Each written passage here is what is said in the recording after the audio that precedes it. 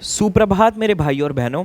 आज ना मैं बड़ा एक्साइटेड हूँ। क्यों? क्योंकि आज ना मैं आपको नेचर ऑफ मैनेजमेंट पढ़ाने वाला हूँ, जो कि ना चैप्टर 1 का एक बड़ा ज़्यादा कंफ्यूजिंग सा और डिफिकल्ट सा टॉपिक है। ठीक है, पर मैं आज यहाँ पे देखो इतनी सारी केस स्टडीज और प्रैक्टिकल एग्जाम्पल्स लाया हूँ ना। मैं हमेशा क्या बोलता हूँ, मेरा लेक्चर लंबा होगा पर एक बार पढ़ लिया ना जिंदगी में भी नहीं भूलोगे और सारी कंफ्यूजन दूर हो जाएगी। ठीक है, तो भाई हमें लाने हैं बोर्ड में भी फुल मार्क्स, सीयूईटी में भी फुल मार्क्स, और उसके लिए ऊपर ऊपर से पढ़ के काम नहीं होगा, हमें पूरा डेप्थ में जाना पड़ेगा और वो डेप्थ में आपके लिए लेके आने वाला हूं। ठीक है, एक मौका दे देना, अगर अभी तक नहीं पढ़े हो मेरे से, पढ़ के ना कहोगे कि भैया सारा का सारा सिलेबस आपसे एक बार जरूर पढ़ना है, क्योंकि ऐसे ही नंबर आते हैं। ठीक है, चलो स्टार्ट कर लेते हैं नेचर ऑफ मैनेजमेंट के टॉपिक से। देखो सबसे पहले समझते हैं हम यहाँ पढ़ ही क्या रहे हैं। देखो हमारे बड़े बूढ़ों को तुमने कई बार अक्सर बोलते हुए सुना होगा कि ये जो धंधे का काम होता है, बिजनेस जो होता है ना, ये पढ़े लिखों का काम नहीं है, ये अनपढ़ जो बिल्कुल गली में खेला हुआ हो ना उसकी समझ के काम है। पढ़े लिखे लोग तो ऑफिस में बैठे रह जाते हैं। ठीक है, पर एक तरफ हम ये सुनते हैं बड़े बूढ़ों से, दूसरी तरफ हम देखते हैं कि यार आईआईएम्स और इतने लोग एमबीए करने जा रहे हैं और वो एमबीए करके इतनी अच्छी अच्छी जॉब्स ले रहे हैं। अगर आपने नहीं देखा तो अभी दिखाता हूं मैं। ठीक है, तो एमबीए फिर क्यों कर रहे हैं जब भाई अनपढ़ों का काम है? तो यहाँ पे ना यही हम कंफ्यूजन दूर करेंगे इस टॉपिक में कि मैनेजमेंट क्या है। क्या वो एक कला है जिसमें कोई पढ़ाई लिखाई की जरूरत नहीं होती, बस जाके करने बैठ जाओ, या फिर वो एक साइंस है कि जिसको ढंग से पढ़ना पड़ता है और चीजें फिर करनी पड़ती है?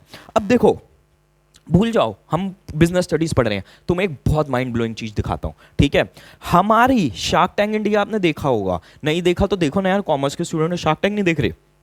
शार्क टैंक इंडिया में शार्क्स जो है जिनका कई हजारों करोड़ का बिजनेस है और जिनकी खुद की नेट वर्थ भी कई हजार करोड़ की है, उनकी ना एक बार एजुकेशनल क्वालिफिकेशन देखते हैं और तुम्हारा माइंड ब्लो हो जाएगा ये सब कुछ जान के और ये सब सुन के। ठीक है, अभी भूल भूल जाओ बिजनेस स्टडीज पढ़ रहे हैं, ये सुनो क्या बता रहा हूं। ठीक है, अगर हम बात करें हमारे फर्स्ट शार्क अशनीर ग्रोवर की, इन्होंने आईएम अहमदाबाद से एमबीए करी है। ठीक है, आईएम अहमदाबाद क्या है? इंडिया का नंबर 1 एमबीए कॉलेज, जहां पे एवरेज पैकेज 25 से 30 लाख रुपीस का होता है और हाईएस्ट पैकेज 1 से 1.5 करोड़ का चला जाता है। ठीक है, विनीता सिंह, इन्होंने भी आईएम अहमदाबाद से एमबीए करी है। पीयूष बंसल आईएम बैंगलोर से एंटरप्रेन्योरशिप का कोर्स किया हुआ है। अगर तुम्हें नहीं पता तो भैया आईएम बैंगलोर अहमदाबाद के बाद सबसे बेस्ट कॉलेज आता है इंडिया का। नमिता ने सीए करी हुई और एमबीए करी है इंडिया के बाहर के एक अच्छे कॉलेज से। ठीक है, अमन गुप्ता भाई आईएसबी से एमबीए करी हुई। आईएसबी इंडिया क्या छोड़ो, वर्ल्ड लेवल पे बहुत तगड़ा एमबीए कॉलेज आता है इंडिया का, और सीए भी कर रखी है।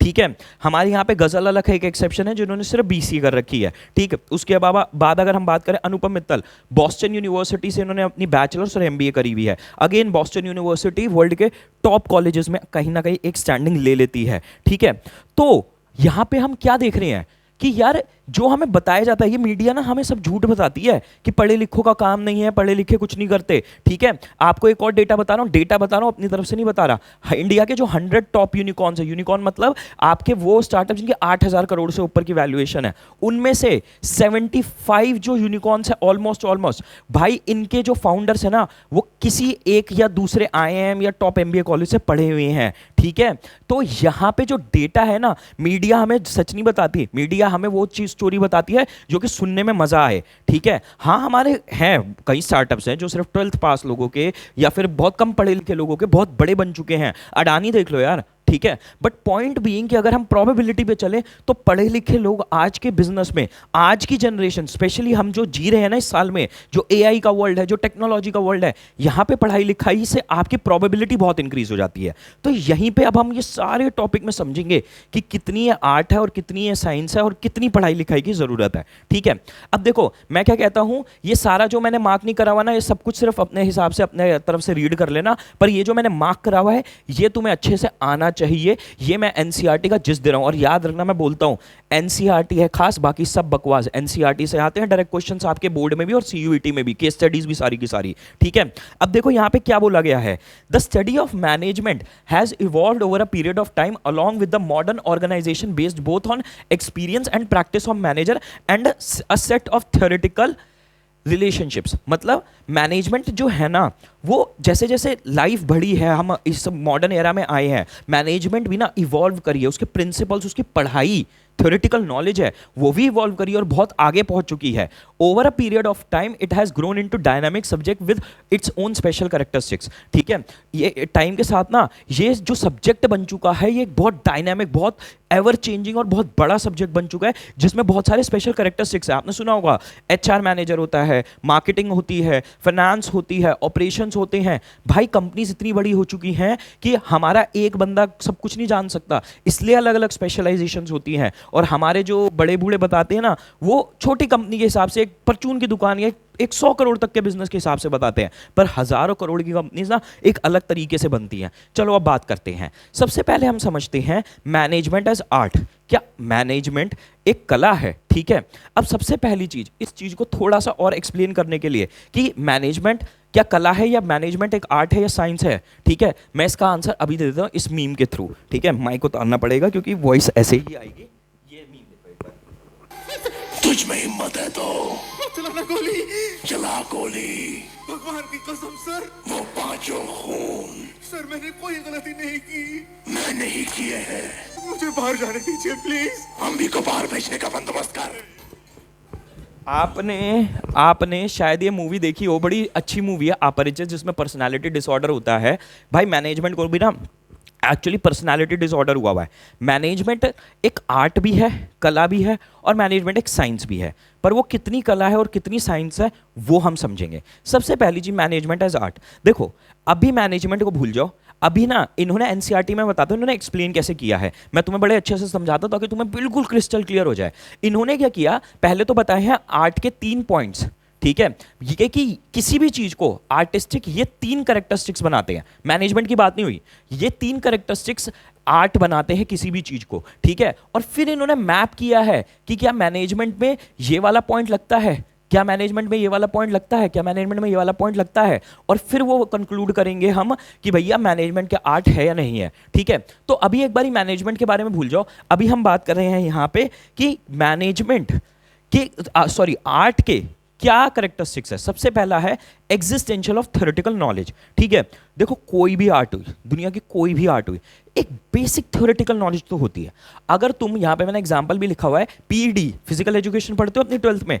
फिजिकल एजुकेशन में अगर कोई बंदा बास्केटबॉल प्लेयर भी है, ठीक है, अगर उसे प्रोफेशनल लेवल पे खेलना है, उसे एक बेसिक थ्योरेटिकल नॉलेज तो होनी चाहिए कि भैया कोर्ट ऐसा दिखता है, इतनी इतनी मेजरमेंट्स होती हैं, ये सारे रूल्स होते हैं, इनको हम ब्रेक नहीं कर सकते, ऐसे ऐसे हमें लीग्स के साथ खेलना होता है, ऐसे बिहेव करना होता है। तो ऑल दो 99.9% काम उनकी आर्ट का ही है यानी खेलने का, पर 0.1% थ्योरेटिकल नॉलेज होती है। ठीक है, उसके बेसिस पे चलती चीजें, नहीं तो नहीं चलेंगी। उसके बाद आता है पर्सनलाइज एप्लीकेशन। कहने का मतलब क्या है, देखो यहां पे ये एग्जाम्पल लिखाना एग्जाम में तुम्हें पूरे नंबर मिल जाएंगे। ठीक है, for example 2 dancer, 2 speakers, 2 actor, 2 writers will always differ in demonstrating their art. मतलब क्या है, देखो आपका चाहे आर्ट कोई भी हो, ठीक है, बिल्कुल सेम आर्ट क्यों ना हो, चाहे म्यूजिक हो गया, डांसिंग हो गया, कोई भी चीज हो गई, ठीक है भाई, हर इंसान का उसको परफॉर्म करने का तरीका अलग निकल के आएगा। अब देखो यहां पे मैं तुम्हें एक और बड़ा बढ़िया सा मीम दिखाता हूं। एक सेकंड रुको।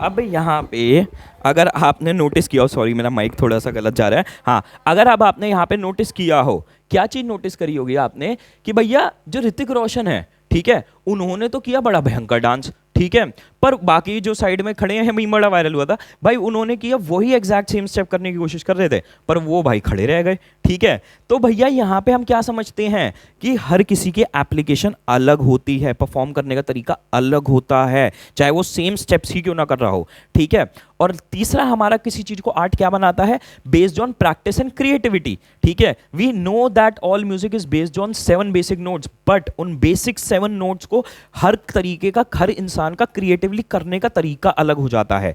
अब कहने का मतलब क्या है भाई, आर्ट में क्रिएटिविटी होती है। जो हमने सेकंड पॉइंट पढ़ा ना, ये कहीं ना कहीं उसके जैसा ही है, बट कंफ्यूज मत होना। सेकंड पॉइंट में क्या कहा था, हर किसी का करने का तरीका अलग होता है सेम चीज को, और तीसरे में क्या कहा गया कि हर तरीके, मतलब हर इंसान की ना आर्टिस्टिक जो वैल्यूज होती है वो उसकी क्रिएटिविटी से आती है, तो क्रिएटिविटी बहुत अलग होती है, ठीक है। अब यहाँ पे अब हम आएंगे एक्चुअल मैनेजमेंट वाले पार्ट पे। अब हम मैप करने पे आएंगे कि हमने जो 3 चीजें पढ़ी हैं क्या ये तीनों अप्लाई होती हैं मैनेजमेंट में। सबसे पहला हमने क्या पॉइंट पढ़ा था ऊपर, मुझे याद करके बताओ क्या पढ़ा था, एग्जिस्टेंस ऑफ थ्योरेटिकल नॉलेज। तो क्या मैनेजमेंट में थ्योरेटिकल नॉलेज होती है? भाई साहब लो मैं तुम्हें दिखाता हूं। ये देखो, तुमने सोचा भी नहीं होगा, तुम्हें अभी आइडिया भी नहीं है। देखो एडेक्स एक करके ना ऑनलाइन कोर्सेज की वेबसाइट है जो फ्री में कोर्सेज कराती है, और वर्ल्ड की टॉप यूनिवर्सिटीज हार्वर्ड वगैरह टॉप यूनिवर्सिटीज फ्री में कोर्स कराएगा। 12th करने के बाद यहां से जरूर एक कोर्स करना। अब यहां के बिजनेस एडमिनिस्ट्रेशन वाले सेक्शन में आके कोर्सेज देखो, कितनी सारी चीजें हैं, तुम्हें पता भी नहीं होगा इतनी सारी चीजें होती है बिजनेस में। आपकी चेंज मैनेजमेंट, ठीक है, digital marketing, competitive strategy, business model, ठीक है, financial management, information security, luxury management, management का आपका ऑपरेशंस मैनेजमेंट, प्रोक्योरमेंट, ठीक है, supply chain management, public economics. अब भाई यहां पे सोचो, हमें पता भी नहीं है ये टर्म्स, मुझे भी नहीं पता भाई। ये सारी चीजों के ऊपर कोर्सेज है जो बिजनेस सिखाती हैं। ऑफ कोर्स सबको सब कुछ नहीं सीखना होता, जिसकी जिस फील्ड में स्पेशलाइजेशन होती है वो वही सीखता है, बट थ्योरेटिकल नॉलेज तो है, और बहुत ज्यादा लेवल पे इनफैक्ट, ठीक है। अब बात कर लेते हैं, हमने सेकंड वाला प्रिंसिपल क्या पढ़ा था, सेकंड आर्ट का क्या था, पर्सनलाइज एप्लीकेशन, ठीक है, पर्सनलाइज एप्लीकेशन। अब मैं तुम्हें एक चीज क्लियर कर देता हूं भाई, क्या कहते हैं, इन्होंने ना एनसीईआरटी में एक बड़ा गंदा सा सीन कर रखा है। अगर ये सेकंड पॉइंट पर्सनलाइज एप्लीकेशन था तो उन्हें मैनेजमेंट में इसकी इम्प्लीकेशन सेकंड पॉइंट में बतानी चाहिए थी, पर नहीं भैया, एनसीईआरटी है, पता नहीं क्या फूके लिखते हैं, तो इन्होंने क्या किया, वो चीज थर्ड पॉइंट में समझा दी, ठीक है। तो a manager applies this acquired knowledge in a personalized and skillful manner in light of the realities of given situation। कहने का मतलब क्या है कि एक जो मैनेजमेंट होती है ना भाई, आपका जैसे आर्ट में होता है ना पर्सनलाइज करने का तरीका, वैसे ही मैनेजमेंट में भी पर्सनलाइज तरीका होता है। जो भी सिचुएशन होती है, जैसी भी सिचुएशन होती है, उसके हिसाब से एक मैनेजमेंट अपना पर्सनलाइज तरीका यूज करती है, ठीक है, अपने तरीके से उस सिचुएशन के काम करने का। अब मैं तुम्हें एक बहुत इंटरेस्टिंग स्टोरी बताता हूं। ये स्टेज का ना बिजनेस शार्क टैंक इंडिया पे आया था, ये जरूर देखना। इसमें क्या हुआ था, ये कंपनी थी और इनके एनुअल रेवेन्यूज लगभग कई टेंस ऑफ करोड़ में पहुंच गए। पर क्या हुआ, एकदम से एक दिन आया फेसबुक और इन्होंने, इनका सारा बिजनेस फेसबुक पे चलता था, इंस्टाग्राम पे, और इनके पेजेस बंद कर दिए 2018 में। अब क्या हुआ, इनके पास सारा पैसा खत्म हो गया क्योंकि इन्होंने अपने एम्प्लॉयज फायर नहीं करे, उन्होंने उनको सैलरी देते गए। अब क्या हुआ, 2019 के मार्च तक आते आते इन भाइयों के साथ सारे पैसे खत्म, एम्प्लॉयज लगभग 100 एम्प्लॉयज थे कंपनी में। अब उन्होंने क्या कहा, इन्होंने क्रिएटिविटी लगाई। वैसे तो क्या करना होता है मैनेजमेंट को, या तो कंपनी को बैंकरप्ट डिक्लेयर करके बंद कर दो, ठीक है, या फिर क्या कर सकते थे, या तो ये भाई सैलरी देते। पर इन्होंने अपनी सिचुएशन के अकॉर्डिंग इन्होंने क्या तरीका इस्तेमाल करा, इन्होंने अपने एम्प्लॉइज के साथ बैठे और इन्होंने कहा भैया 25% सैलरी पे काम कर लो, 75% सैलरी हमारे पास, जब हमारा नेक्स्ट राउंड, हम नेक्स्ट बिजनेस आइडिया सोच लेंगे और हम राउंड रेज करेंगे ना, तुम्हारी 75% सैलरी जो है ना वो डबल करके तुम्हें शेयर्स के तौर पे देंगे। और लोगों ने एग्री किया। इनके पिच देखना, 90 में से 94 में से लगभग 55 एम्प्लॉइज इनके पास रुक गए, ठीक है। तो कहने का मतलब क्या है भाई, इनकी सिचुएशन बड़ी यूनिक थी, उस यूनिक सिचुएशन के हिसाब से इन्होंने चीजें करी, ठीक है। एक सेकंड रुको यार, मेरे को थोड़ा सा यहाँ पे इसको, हाँ चलो। अब यहाँ पे पर्सनलाइज एप्लीकेशन इसलिए इंपॉर्टेंट हो जाती है, ठीक। अब आ जाते हैं, हमारा थर्ड क्या पॉइंट था, मैनेजमेंट प्रैक्टिस एंड क्रिएटिविटी पे बेस्ड होती है, ठीक है। मैनेजमेंट में, सॉरी आर्ट में क्या होता है, क्रिएटिविटी लगती है, तो क्या मैनेजमेंट में क्रिएटिविटी लगती है? 100% लगती है। अब तुम्हें चलो एक बहुत ही प्यारी केस स्टडी एक और दिखाता हूं, ठीक है। यहां पे अश्नीर ग्रोवर ने एक बड़ी इंटरेस्टिंग केस स्टडी दी थी, सुनो। मैं जब भारत पे चला रहा था, I became infamous for saying मैं हर टेकी को BMW बाइक दूंगा। मैं अपना एक फंड रेज करने गया, मेरे पास 60 पीपल टेक टीम थी, मैं वापस आया 40 पीपल रह गए। सो मैंने बोला 3 लाख रुपए की कौन सी बाइक मिलती है, दे सेड कि सर एक BMW की बाइक आती है 3 लाख रुपए की। मैंने सिर्फ एक लिंक्डइन पोस्ट डाल दिया, any engineer who joins BharatPe will get a BMW bike. Boss within 12 hours it became viral. मैं जब भारत पे चला रहा था, I became famous for saying अब भैया देखो, यहाँ पे तुमने ऑब्जर्व किया क्या हुआ, यहाँ पे लगी है हमारी बड़ी भयंकर वाली, अरे भैया बंद हो जाए यार, हाँ, ठीक है, यहाँ पे अश्नीर ने बहुत तगड़े वाली, देखो एचआर में कैसे हायर करना है, कैसे लोगों को रखना है, भाई ये तो दुनिया बताती है ही, ये तो एमबीए की बुक्स में हम किताबों में पढ़ते हैं। पर भाई ने क्रिएटिविटी लगाई कि ये लोग टेक्निक, मैं तुम्हें बताता हूँ, टेक के जो लोग होते हैं ना, उनकी साल की सैलरी 70-80 लाख रुपए इजीली होती है। पर इसने थोड़ी सी एक क्रिएटिविटी लगाई। इसने क्या क्रिएटिविटी लगाई भाई ने कि चलो 70-80 लाख रुपए तो बात की बात है, पर 3 लाख की तुम बाइक ले लेना ज्वाइन करते ही, क्रिएटिविटी तो है। तो अब यहां से हमें क्या कंक्लूड होता है, समझ रहे हो, खुद दिमाग लगा पा रहे हो? हमने 3 प्रिंसिपल पढ़े आर्ट के, वो तीनों के तीनों मैनेजमेंट में अप्लाई होते हैं। तो इसका मतलब क्या है, मैनेजमेंट आर्ट एक कला तो फॉर श्योर है, ठीक है। अब हम यही एक्सरसाइज करेंगे मैनेजमेंट और साइंस में, ठीक है। पहले हम पढ़ेंगे साइंस के 3 कैरेक्टरिस्टिक्स कि किसी भी चीज को साइंस कहलाने के लिए 3 क्या चीजें होती हैं और क्या वो मैनेजमेंट लगती है या नहीं लगती। सबसे पहला, एक चीज का साइंस होने के लिए क्या होना चाहिए, उसमें सिस्टमाइज बॉडी ऑफ नॉलेज, ठीक है। अब यहां पे जरा एक मीम देखो, मैं तुम्हें दिखाता हूं, ठीक है, फिर तुम्हें एक्सप्लेन करूंगा।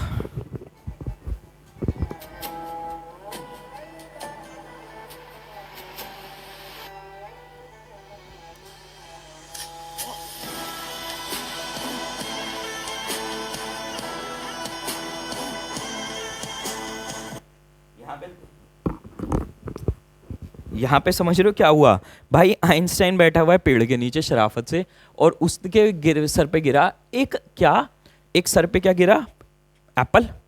जब वो एप्पल गिरा तो भाई ने इतनी बड़ी बड़ी किताबें लिख दी, ठीक है। तो क्या है, साइंस एक सिस्टमाइज बॉडी ऑफ नॉलेज है। Its principle are based on cause and effect relationship. Cause and effect relationship का क्या मतलब होता है कि अगर एक चीज होती है यानी कॉज होगा, तो उसका एक इफेक्ट जो है वो होगा ही होगा, ठीक है। इसके बेसिस पे बनती है साइंस की knowledge, systemise body of knowledge जिसे हम कहते हैं, ठीक है। तो ये हमारा हुआ साइंस का पहला कैरेक्टरिस्टिक। दूसरा, प्रिंसिपल बेस्ड ऑन एक्सपेरिमेंटेशन, ठीक है। Scientific principle are first develop through observation and then tested through repeated experiment under control environment, ठीक है। देखो हमारे जो साइंस के प्रिंसिपल्स होते हैं वो कैसे बने, किसी साइंटिस्ट ने ऑब्जर्व किया नेचर में कोई चीज को होते हुए, और फिर उसने उस चीज को कई हजार बारी अपनी लैब में अपने कंट्रोल्ड एनवायरनमेंट में रिपीट किया, और फिर कंक्लूड किया कि हाँ भैया ये तो चीज ऐसी है कि एक साइंटिफिक प्रिंसिपल है, ये हमारा बना पूरी एक्सपेरिमेंटेशन और प्रॉपर टेस्टिंग के बाद है, ठीक है। अब लास्ट आता है हमारा यूनिवर्सल वैलिडिटी। बड़ा सिंपल सा पॉइंट है, scientific principal have universal validity and application. मतलब क्या है कि साइंस कोई भी चीज होगी ना, कोई प्रिंसिपल कोई फॉर्मूला, वो हर जगह एप्लीकेबल होगा। ग्रेविटी का जो पुल है वो पूरे अर्थ पे सेम है, ठीक है। अगर इंडिया में कोई सेब गिरा है पेड़ से या फिर यूएस में कोई सेब गिरा है पेड़ से, तो वो भाई नीचे ही आएगा, ऊपर नहीं चला जाएगा, और उसकी एक्सेलरेशन तक सेम होगी। तो कहने का मतलब क्या है, यूनिवर्सली एप्लीकेबल होते हैं। तो ये 3 चीजें मिलकर बना देती है हमारी किसी भी चीज को साइंटिफिक, प्रिंसिपल को साइंटिफिक। अब समझते हैं क्या मैनेजमेंट साइंस है, क्या मैनेजमेंट में ये तीनों प्रिंसिपल्स लगते हैं। चलो अब देख लेते हैं। मैनेजमेंट हैज, हमने पहला क्या पढ़ा था, systemize body of knowledge. Management में क्या वो है, management has systemize body of knowledge, it has its own theory and principle that have been developed over a period of time, but it also draws on other discipline such as economics, sociology, psychology, mathematics. Like all other organization activity, management has its own vocabulary for terms and concepts. मतलब क्या है, management में systemise body of knowledge तो है, और तुम अगर थोड़ा सा तुमने एक्टिव हो, थोड़ा सा दिमाग लगा के सुन रहे हो ना, तुमने देखा होगा कि आर्ट में भी था ये पॉइंट, बस उसमें अलग कह दिया था, यहाँ पे थ्योरेटिकल नॉलेज कहा था, वहाँ या सिस्टमाइज बॉडी ऑफ नॉलेज कह दिया है। तो बढ़िया है ना। एनसीईआरटी में एक बात बता रहा हूँ, चैप्टर लंबे नहीं है, दिखते हैं, आधी चीजें वही बार बार रिपीट करते रहते हैं लोग, ठीक है। बस पकड़ने वाला चाहिए, समझाने वाला चाहिए, तुम्हें आ जाएगा समझ, ठीक है। अब सुनो, यहां पे क्या है, मैनेजमेंट में हाँ है नॉलेज, और सबसे इंपॉर्टेंट चीज मैनेजमेंट में हमारी, मैं तुम्हें एक बहुत इंटरेस्टिंग चीज दिखा रहा हूं, ठीक है। मैनेजमेंट में हमारी एक वोकैबुलरी भी है, जैसे हर फील्ड में वोकैबुलरी होती है ना, वैसे मैनेजमेंट में भी वोकैबुलरी है। अब देखो ये है रिया नागपाल, लिंक्डइन पे, मैं आपको चाहे आप बोलोगे मैं लिंक दे दूंगा, ठीक है। इन्होंने एक पोस्ट लिखा था जो काफी वायरल गया था। इन्होंने अपनी एक इंटर्नशिप स्टार्ट करी थी, जैसे तुम लोग कॉलेज में जाओगे ना, तुम छोटी छोटी कंपनीज में, बड़ी बड़ी कंपनीज में जाके काम करोगे 1-2 महीने के लिए, तो इनको जाते एक चीज रियलाइजेशन हुई कि यार मैनेजमेंट में वहां पे अलग अलग तरीके की टर्म्स होती हैं जो वो यूज कर रहे हैं, ठीक है। अब देखो ये सारी टर्म्स वैसे तुम्हारे सिलेबस के पॉइंट ऑफ व्यू से इंपॉर्टेंट नहीं है, तो पॉज करके अगर तुम्हारा इंटरेस्ट हो तो देख लेना। Touch base, bandwidth, circle back, ball park, move to the needle और move the needle, synergy, cross functional, ठीक है। तो उन्होंने ऑब्जर्व किया अरे कंपनीज में जब जाते हैं ना तो इस तरीके की वोकैबुलरी बड़ी यूज होती है। तो यानी क्या है, मैनेजमेंट में नॉलेज भी है और वोकैबुलरी भी है। बट यहां पे एक चीज और पढ़ लो, common vocabulary for better understanding of their work situation, ठीक है। तो आपके मैनेजमेंट में प्रॉपर वोकैबुलरी और नॉलेज है। अब बात करते हैं, हमने सेकंड क्या प्रिंसिपल पढ़ा था, management based on experimentation. Principles are based on experimentation, sorry थोड़ा मेरे से भी स्लिप ऑफवर्ड हो जाता है, ठीक है। हाँ सुनो, अब आ जाता है यहां पे क्या कहा गया, the principle of management are evolve over a period of time based on repeated experimentation and observation of different organizations, ठीक है। तो मैनेजमेंट प्रिंसिपल भी साइंस की तरह ही है, जो कि एक्सपेरिमेंटेशन से और बहुत तरीके की ऑर्गेनाइजेशंस को देख के बनाए गए हैं। बट अब सुनो, यहां पे मेन पॉइंट आ जाता है, how ever since management deals with human beings and human behavior, the outcome of these experimentation are not capable of being accurate principle, ठीक है, predicted और replicated, ठीक है। कहने का मतलब क्या है, क्योंकि मैनेजमेंट ह्यूमन से डील करती है, कल्चरल बाउंड्रीज होती हैं, हर जगह का कॉन्टेक्स्ट अलग होता है।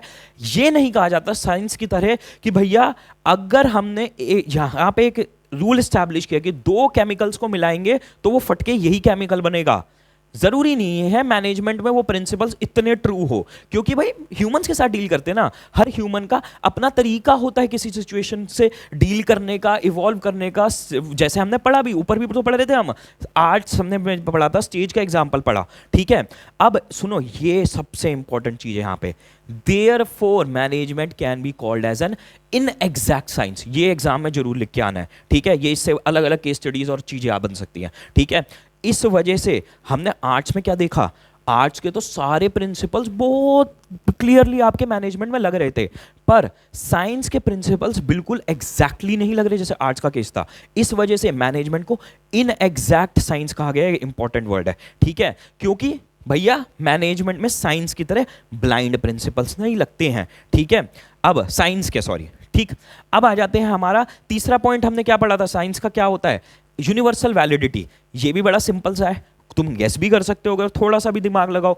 भैया क्या मैनेजमेंट में यूनिवर्सल एप्लीकेबिलिटी होती है? नहीं, they have to be modified according to a given situation. यही चीज हमने अभी स्टेज के एग्जांपल में पढ़ा, यही चीज हमने अशनीर के एग्जांपल में देखा कि भैया सिचुएशन के अकॉर्डिंग आपकी यूनिवर्सल एप्लीकेबिलिटी नहीं होती है, चेंज करना पड़ता है। मैं तुम्हें एक एग्जाम्पल देता हूँ, जापान में जब वर्कर्स प्रोटेस्ट करते हैं ना, हमारे इंडिया में क्या करते हैं, हम आग लगा देते हैं जाके, ठीक है। जापान में ऐसा नहीं होता, वर्कर्स और मेहनत से काम करते हैं, 24 घंटे की शिफ्टें लगाते हैं, तब तक मेहनत करते हैं जब तक उनकी मैनेजमेंट की बात नहीं सुन लेती या फिर वो बीमार ना हो जाए, ठीक है।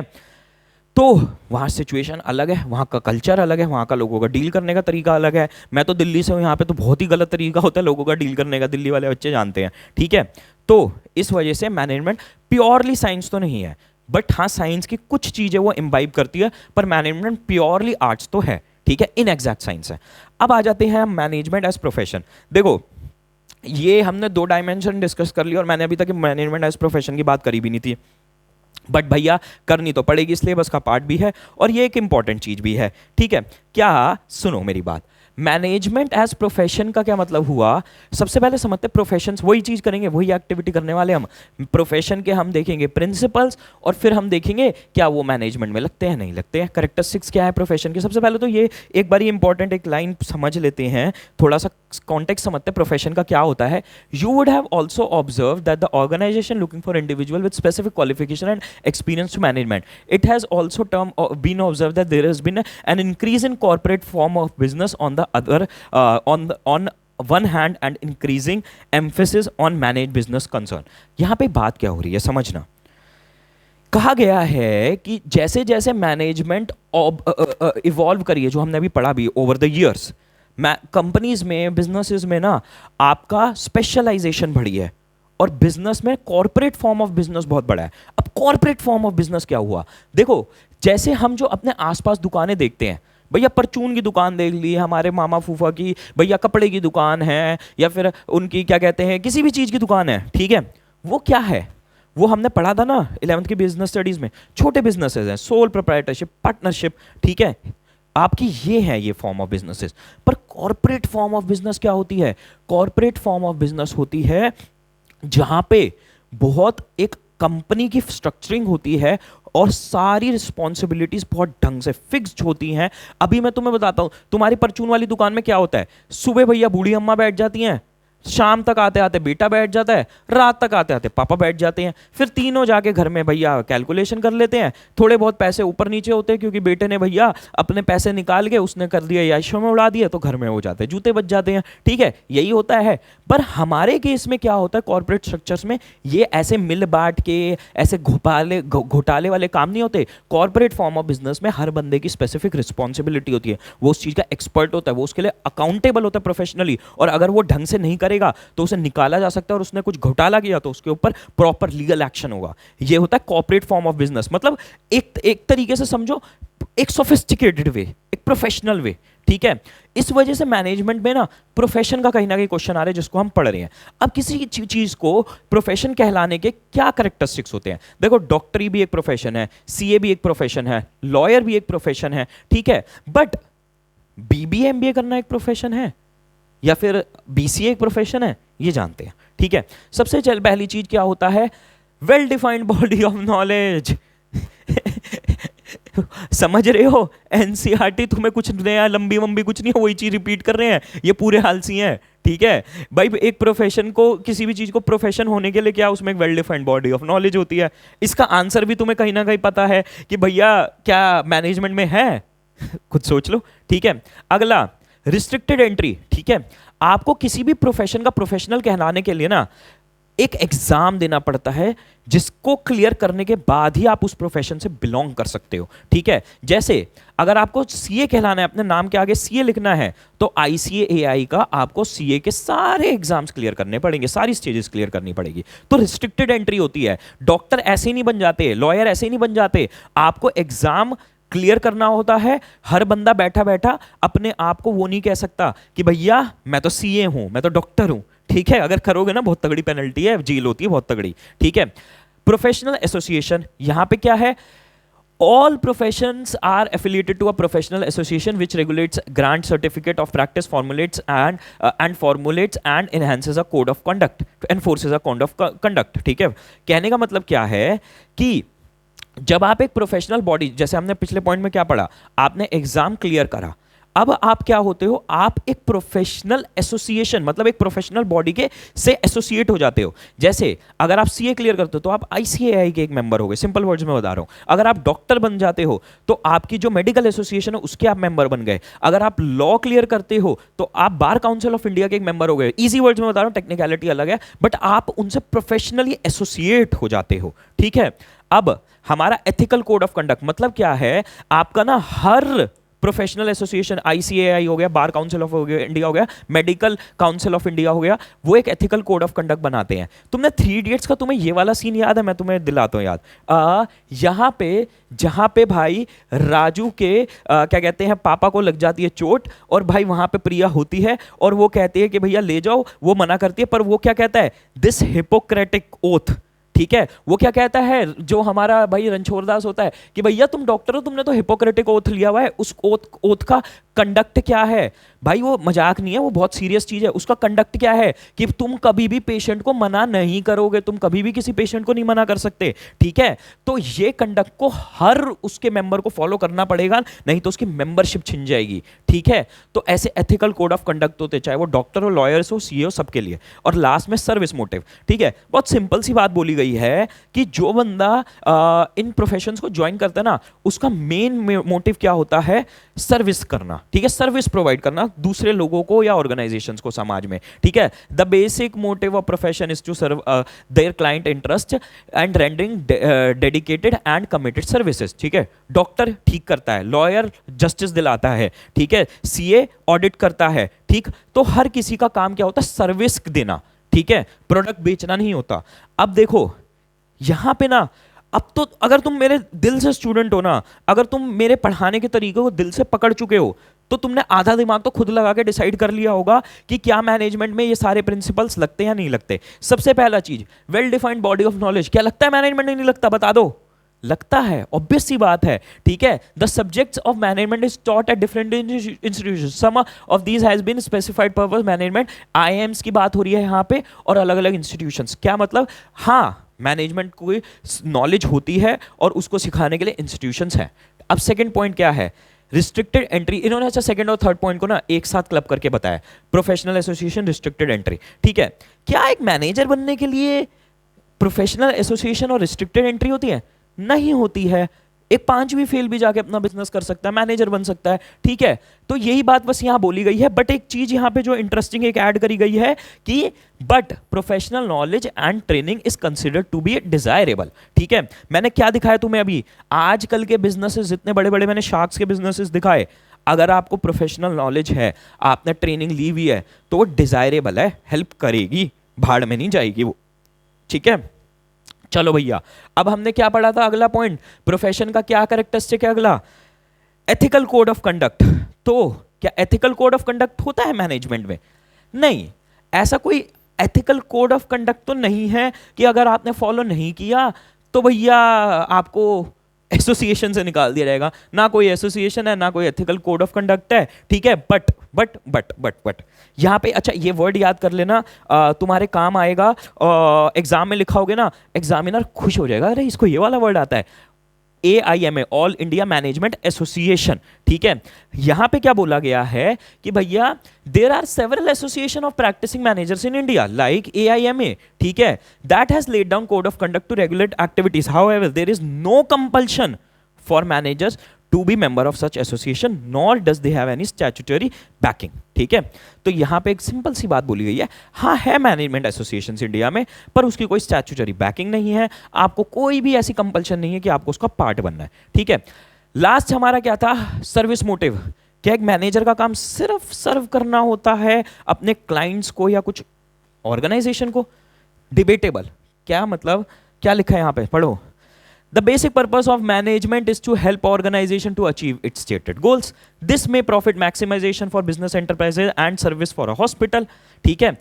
However, profit maximization as the objective of management does not hold true and fast changing.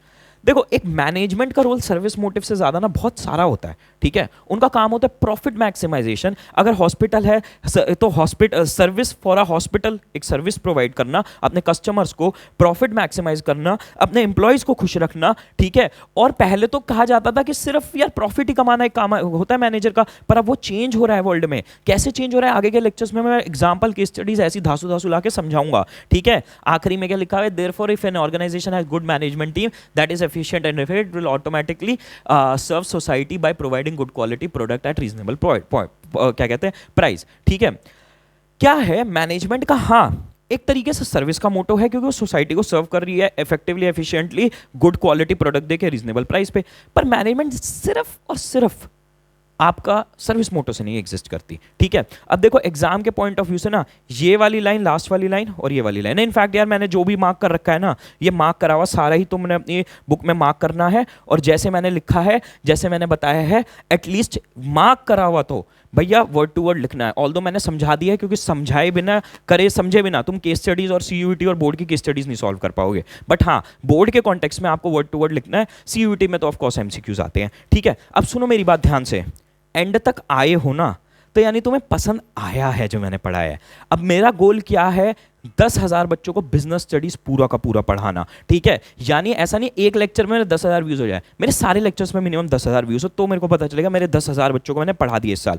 इसके लिए ना तुम्हें बस इतना छोटा सा काम करना, वीडियो लाइक कर दो, कमेंट कर दो, और अपने स्कूल के, ट्यूशन के या फिर दोस्तों के व्हाट्सएप ग्रुप में वीडियो शेयर करके बता देना कि भैया ये जो सर है ना बड़ा धांसू पढ़ा रहे हैं, मजा आ रहा है और सब समझ में आ रहा है। इतना सा तुम मेरे लिए फेवर कर दो यार, मैं इतने खांसी में भी अपना लेक्चर बना के लाया हूं तुम लोगों के लिए, ठीक है। तो best of luck guys, thank you all for coming and bye.